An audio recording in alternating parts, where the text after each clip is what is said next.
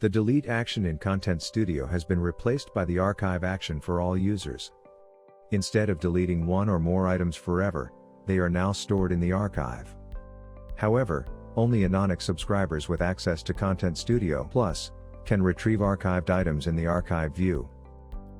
Find the archive by clicking the archive icon in the left-hand Content Studio menu.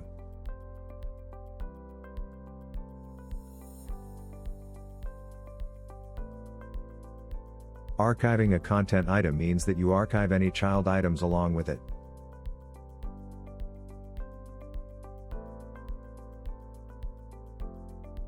When choosing Archive, the Archive wizard will warn you of any inbound dependencies.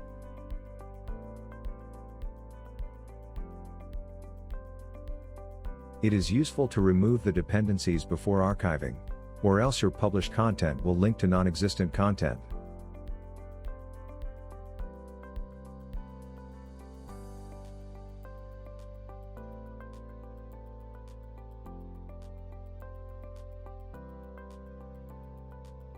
Archived content items get the status of archived. Visiting such an item in the archive view lets you see the details and the version history in the context panel. Note that archiving a content item will first unpublish it, before sending it to the archive. If you regret an archive action, you can choose one or several content items and click Restore from the action bar. Child items will be restored along with their parents. The items will be restored to their original location, if possible.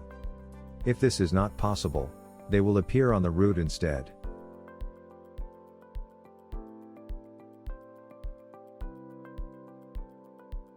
Restored content items will receive the status unpublished, if previously published, or just retain the status new if it was in draft mode and unpublished.